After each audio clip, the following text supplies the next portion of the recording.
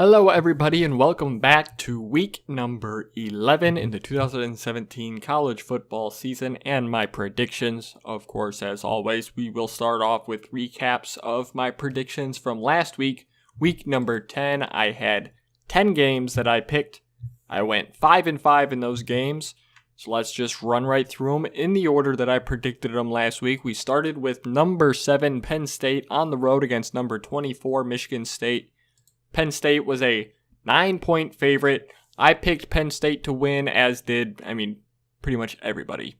But I also picked them to cover the 9-point spread. I thought they would win pretty easily, but they end up losing, of course, as everybody knows, 27-24. They turn the ball over 3 times. Michigan State only turns it over once. Pretty even game offensively.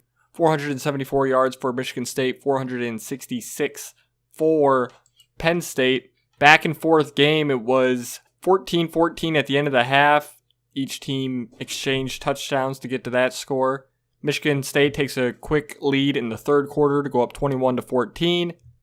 Penn State responds with 10 straight points to take the 24-21 lead. Michigan State ties it up with 10:56 to go. And then with no time left on the clock, Michigan State finishes off a 10-play, 63-yard, 4-minute drive as time expires. This game, of course, had a rain delay of over 4 hours. This game started at noon and it didn't end until 7:30. I said it last week. I don't think Michigan State's a good team, and they're a good team, I suppose. All right, I can't stand Michigan State for many reasons, but this was a decent win, even though there's a 4-hour delay. The weather sucked. Both teams had to deal with it, but whatever. Michigan State gets really lucky in games like this, but whatever. Never mind the fact that they got blown out at home, and they only beat Michigan by 4 points with a 5-0 turnover ratio. But, hey, they lost Northwestern. Hey, all of their Big Ten wins against Indiana, Minnesota, and Iowa have all been by only one possession. But hey, stop. They're good, okay? Michigan State's good. We got the pick wrong. Let's go ahead and move on to what was my upset of the week. It was Kansas at home against Baylor. Baylor was a 7.5-point favorite. Baylor was winless. Kansas had 1 win. I don't know. I needed an upset. I said Kansas would win at home against Baylor. They do not. In fact, they don't even cover the 7.5-point spread. They end up losing that game 38-9. That's pretty much all we'll get into on that. So we were 0-2 to start the week and 0-2 against the spread. That brought us to the next game. It was number 4 Clemson as a 7.5-point favorite on the road against number 20 NC State. I said that Clemson would go in there and make a statement, not only win, but cover that 7.5-point spread. They do win, so we got that right, but they do not cover the 7.5-point spread. They win by 7. They win 38-31. NC State actually outgained them 491-415, but they turned it over twice to Penn State's 1 turnover. This game was 7-0 NC State, 7-7, 14-7 NC State, 14-14, 21-14 NC State, and then 21-17 NC State at halftime. And then Clemson scores 2 touchdowns in the third to go up 10. NC State gets back to within 3 with a touchdown with 12 minutes to go. Clemson extends their lead back to 10 with a touchdown with 6 minutes to go. NC State kicks a field goal just under 2 minutes to get this game within a touchdown. And they actually get the ball back with 1:20 to go, and after 10 plays, they are down at the Clemson's 33-yard line, have a 4th and 15, and the pass is intercepted, and Clemson wins. So we got that pick right. Didn't get the spread right. But that brings us to number 6, Ohio State, on the road against Iowa. I said it last week, crazy things happen in Kinnick Stadium. Typically at night. And I thought that the Ohio State being a 17.5-point favorite was pretty ridiculous, so I picked them to win because it made sense. Most people did. But I did not pick them to cover the 17.5-point spread. I think I said last week, I don't think this game's going to go down to the wire, but I think Iowa keeps it close. Iowa didn't keep it close, because Iowa won by 31 points, and it wasn't even that close. Iowa wins 55-24 at home against Ohio State. Probably the most shocking game of the week. Iowa gains 487 yards of offense. If you lose to Iowa, you expect to lose like 16-10. So to give up 487 yards of offense to Iowa, I mean, that's legitimately unbelievable, especially for what is supposed to be a good team in Ohio State. Ohio State had 371 yards. They turned over 4 times, all of them off of J.T. Barrett interceptions. This guy, remember, is a Heisman candidate every September, but he sucks ass. But I digress.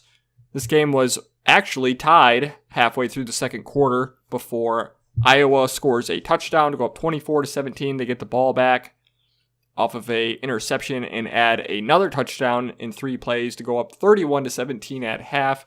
They get another touchdown in the third, add a touchdown and a field goal in the fourth, go up 48-17. Ohio State gets a garbage time touchdown to go down 48-24. Iowa says, fuck you, we're scoring again.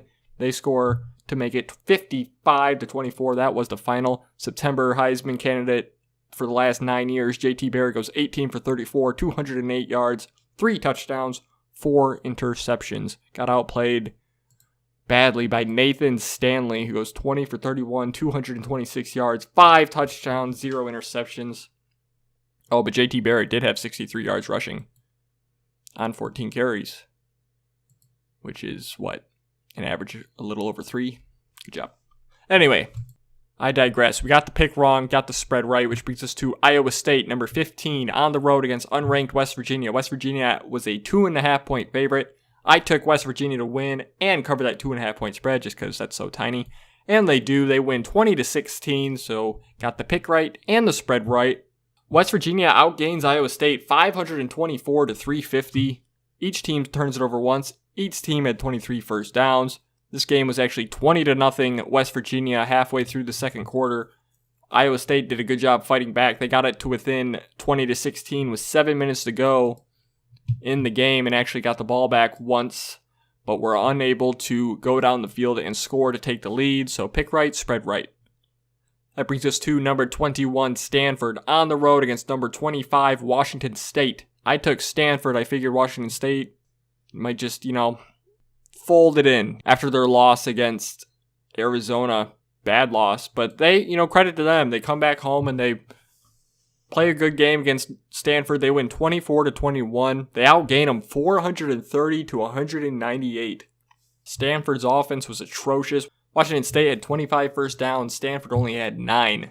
But somehow this was only a 3-point game. It was 17-7 early in the third quarter in favor of Washington State. Stanford gets 2 straight touchdown drives to make it 21-17, their lead. And then with 6 minutes, 56 seconds to go, Washington State gets a touchdown, which gave them the lead, and they hang on to it for the win. So we got the pick and the spread wrong, obviously, as Washington State was the favorite. Then we had number 5, Oklahoma, on the road against number 11, Oklahoma State. Oklahoma State was a 2.5-point favorite in this one. I picked Oklahoma, who was the underdog in this game, to get it done, which they do. They win 62-52, your classic Big 12 shootout. Exciting. People actually think this was a good game. This game sucked. No defenses is not a good game. These teams had 1,400 yards of offense between them. That's pathetic. Anyway, 62-52, Oklahoma wins. Oklahoma had 785 yards of offense. Oklahoma State had 661. 32 first downs for Oklahoma State, 30 for Oklahoma. And just looking at these stats make me absolutely sick. The game was kind of back and forth, but Oklahoma was in control for the majority of it. It was 38-38 at halftime. And the closest it got was 55-52 with just under 10 minutes to go. And then Oklahoma State just decided to stop scoring or something because it seemed like both of these teams could just score at will, which is typically what you expect out of the Big 12. But they've actually had some pretty good defensive teams this year, and then you get this shit show. Anyway, Oklahoma wins. We got the pick right and the spread right on that one, which brings us to number 19, LSU, on the road against number 2, Alabama. Alabama was a 21.5-point favorite. I said they would win, of course, but I thought that spread was just too high against a team like LSU. I said Alabama hasn't played a really good defense this year besides Florida State, And against Florida State, they only put up 24 points. And I even said last week, this game's probably going to end 28-6 Alabama, or what'd I say? I didn't say 28. I don't know. Something less than 21 points is what I said. I think I said 24-6 or something like that. Which, pretty close. This game ends 24-10 Alabama. Pretty much exactly how I called it in terms of how it played out. Alabama, of course, jumps out to a 14-0 lead. LSU gets a field goal near the end of the half to make it 14-3. Halfway through the second quarter, actually. Then it was 21-3 Alabama. LSU gets in the end zone to make it 21-10 in the third quarter. And then early in the fourth, Alabama tacks on a field goal, and that was it. They win by 14. Not a whole lot to talk about in terms of stats. Just a typical boring Alabama-LSU game. Got the pick right and the spread right, which brings us to number 13, Virginia Tech, on the road as a 2.5-point favorite against number 10, Miami. There was a reason Virginia Tech was a favorite in this game. Miami just snuck by a lot of teams they were supposed to beat easily. So I picked Virginia Tech to beat them on the road, but that did not happen. Props to Miami. They actually win this game 28-10. They outgained Virginia Tech 429-299. Virginia Tech turns it over 4 times. Miami does 3 times. So not a very clean game for either team. So it was 14-0 Miami. Virginia Tech got it back to within 4 with 11 minutes to go in the third quarter, but then Miami tacks on a touchdown right after that and ends up adding on another one early in the fourth. That gave you the 28-10 final. So pick wrong, spread wrong. Which brings us to the last game from last week. It was number 22 Arizona on the road against number 17 USC. This was my lock of the week. I said USC would win and USC would cover the 7.5-point spread in which they were favored, and they do. They win 49-35. They outgain Arizona 642-380. Arizona turns it over 3 times. USC turns it over once. I didn't buy into Arizona being a top 25 team, especially on the road against a team like USC. I figured they'd lose by double digits, and they'd lose by 14 points. But got to give them some credit. They did hang in there. It was 21-6 at halftime in favor of USC. And USC added on to that to make it 28-6 with 6 minutes left in the third quarter. So at that point, game over.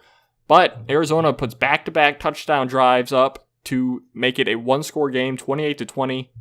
USC responds with a touchdown to go up 35-20. But then another 2 straight touchdown drives for Arizona in the fourth make it 35-35 with 8:23 to go. But USC scores a touchdown, followed by another touchdown to make it 49-35, which was the final. So pick right, spread right. So that gave us a record last week of 5-5 in straight up picks, which moves us to 55-26 overall on the season in straight up picks. We also went 5-5 against the spread last week, which puts us at 39-43 against the spread this season. We got our upset pick wrong, which puts us to 3-6 for upsets on the year. And we got the lock right, which moves us to 6-4.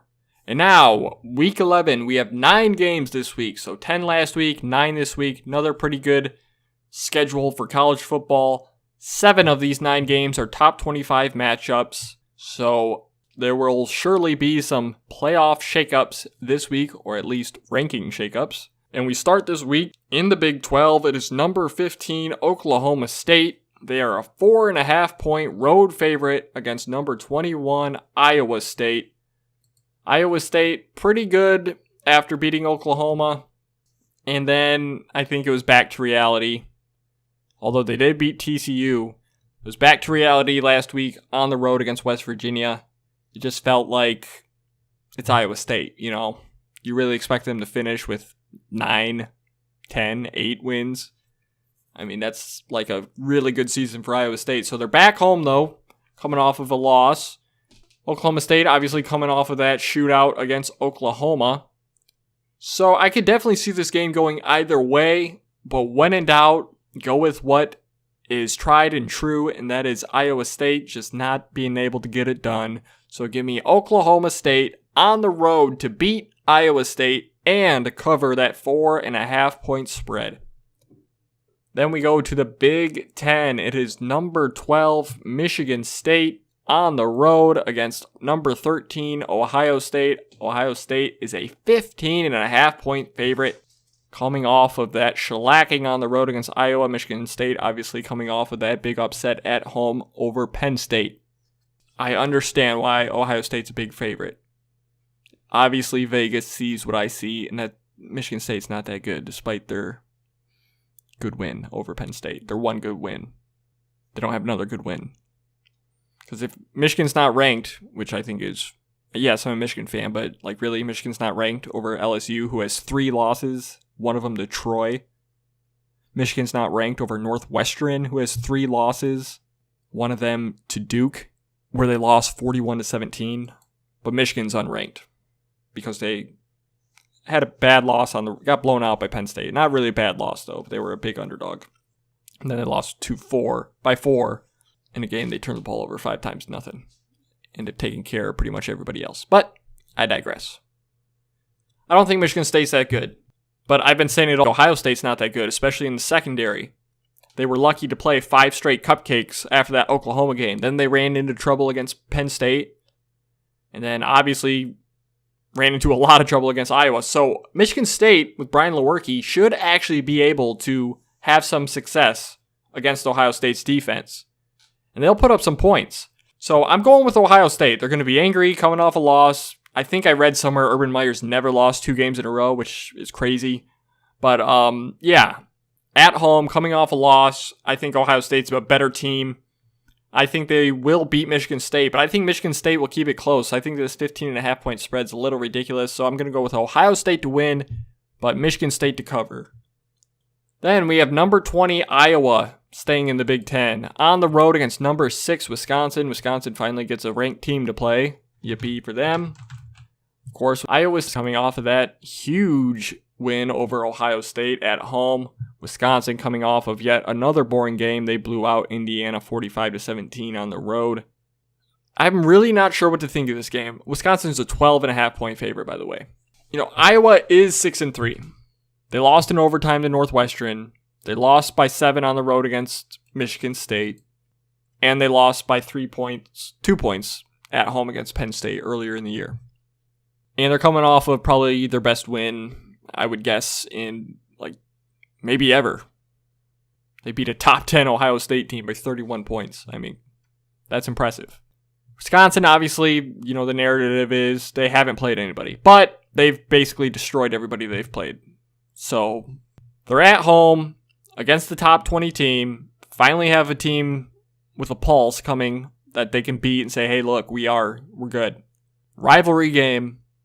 Give me Wisconsin to win at home, but give me Iowa to cover that 12.5 point spread. I think that's a little high. I think it wouldn't surprise me if Wisconsin wins by 10, or if they do cover with a 13, 14, 17 point win. But I like Iowa to keep it close, so give me Wisconsin to win, Iowa to cover. Fun fact, I'm pretty sure this is the first Wisconsin game I've ever predicted this season, which just tells you how they have played absolutely nobody. Anyway, moving on, it's number 1 Georgia on the road against number 10 Auburn. Georgia only a 2.5 point favorite.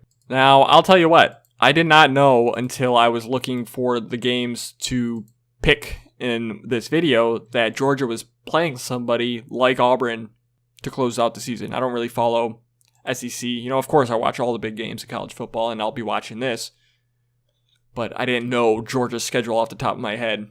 So I figured they were just going to walk right into to the SEC championship and don't have to really play anybody until Alabama. But this is very interesting. On the road against number 10 Auburn. Auburn is actually, they're the underdog. They're a 2.5 point underdog. But on ESPN's matchup predictor, they actually are given a 51.4% chance to win. And I agree with that. Because Georgia's quarterback, you have to remember, is still not really a proven commodity. Georgia still really hasn't played anybody. Yes, they've destroyed everybody they've played, but the one good team they played was on the road against Notre Dame, but it was a 1 point win, which, I mean, you can't be mad at them over that because I think Notre Dame has proved to be a pretty good team. But I think this is easily their biggest test of the year. And I just have a feeling that we see Auburn pull it out. I think Auburn's going to win. I think number 10 Auburn will beat number 1 Georgia. That's right. I think Georgia, they do it every year. They choke early in the year. They didn't choke early in the year. And I don't think this is going to be a choke, but I think Georgia will lose this game on the road against Auburn. And if they don't, then they're going to the playoff. I think this is a playoff game right here. Auburn would have to win out, obviously, but I think Georgia just has to win this to get in. Because if they lose this and go to the SEC championship against Bama and probably lose again, they're out. So Georgia has to win this game to keep their playoff hopes alive. Auburn obviously have to keep their playoff hopes alive, and then they got to win out. I think Georgia has to win out as well, barring, other teams, Notre Dame, Oklahoma, whoever losing again. But yeah, very big game, probably the biggest game, in my opinion, of this week. Whenever you have the number one team in a game that is very losable, I think that makes it the number one game in terms of what to look out for. There's a lot of big games, but keep your eye on this one. This one should be really good. That takes us to number 2 Alabama staying in the SEC, going on the road against number 16 Mississippi State. Why is Mississippi State ranked that high? They got blown out by Georgia, blown out by Auburn, and then they beat UMass by 11 points last week. And I think they were even tied in the fourth quarter. I watched a little bit of that game. But yeah, whatever, they're number 16 for some reason. They're at home. They are a 14-point underdog against Alabama. This one's easy. Alabama will absolutely blow them out. Alabama probably wins by 30-something points. And I know Alabama has a lot of injuries, but Alabama will roll Mississippi State on the road. Write it down. Which brings us to our upset of the week. And it's staying in the SEC. 3 straight SEC games here for you. This is Tennessee, 4-5, on the road against the 4-5 Missouri Tigers. Missouri is a 10.5-point favorite. Now look, I know Tennessee's in a lot of trouble. They lost 4 in a row before beating Southern Mississippi last week by 14 points.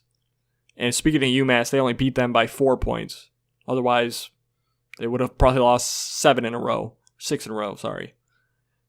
Anyway, Tennessee on the road against Missouri. Missouri's getting a lot of love because they've won 3 games in a row. They destroyed Florida, which who isn't? Florida's quit. They destroyed UConn on the road, big deal. And they destroyed Idaho at home, big deal. You got to remember they also got blown out on the road against Georgia, which is, fine, whatever. They lost in a good close game against Kentucky on the road. They got blown out, destroyed 51-14 at home against Auburn. Destroyed 35-3 at home against Purdue.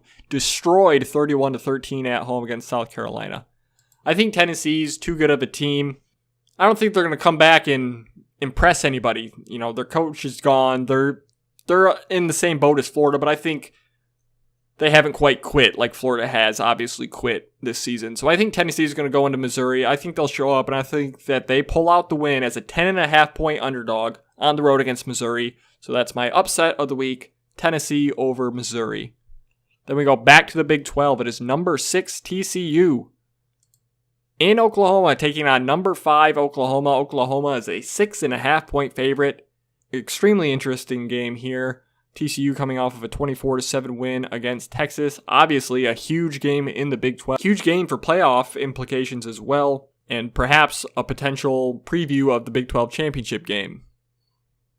Because for some reason the Big 12 is a championship game. I really don't know what to say about this one. I think it is really close. I could see either team winning. But I'm going to go with the team that has the better quarterback in Oklahoma. I'm going to go with the team that is gaining momentum in Oklahoma after that loss against Iowa State. And that close, it was a rivalry game, so you can't hold a close win against Texas against them. But ever since that Iowa State loss, they've really gotten back on track, and I think they will continue that at home against TCU. So I'm going to take Oklahoma to win. It wouldn't surprise me to see them cover that 6.5-point spread, but I'll give TCU a lot of credit and say that they cover that 6.5-point spread in a loss. Which brings us to our lock of the week. It's in the Big 10. It is Purdue, who is 4-5, going on the road to take on the 6-3, number 25 for some reason, Northwestern. Northwestern coming off of an overtime win on the road against Nebraska. Northwestern's actually won 4 straight games, their last 3 in a row, all being overtime wins. Purdue has lost 3 out of their last 4. They're coming off of a 29-10 win over Illinois, who might as well be a FCS team at this point. They tackle like a peewee team. Anyway, Northwestern at home, only a 4.5 point favorite in this game. That's why it's my lock of the week, because Northwestern wins this game by at least a touchdown. This game is easy for me, obviously, or else it wouldn't be my lock. Northwestern beats Purdue, and they cover the 4.5 point spread. Which brings us to the final game of the week. No, it's not 1988. It is number 3, Notre Dame, on the road against number 7, Miami. Miami finally looked good for the first time really all year. They've been rated high, but they've just barely been beating teams that they should roll. But they finally look good at home against the top 15 team. They win by 3 scores. Now they're back at home against Notre Dame, who's looked good against everybody they've played except for Georgia, which is fine. Georgia's number 1. So something's got to give here. Either Miami continues to rise and they show up and knock off Notre Dame, or Notre Dame says, no, you guys had too many fluky wins.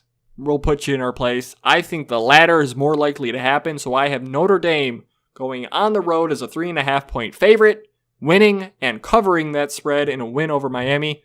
Although I hope I'm wrong because I hate Notre Dame. Anyway, those are my picks this week, everybody. As always, thank you so much for watching, and as always, please leave your comments below with any of your thoughts on my predictions or any of your predictions for this week. It could be any of the 9 games I just predicted, or if you want to tell me who you think wins in the UAB and UTSA game, I don't give a shit.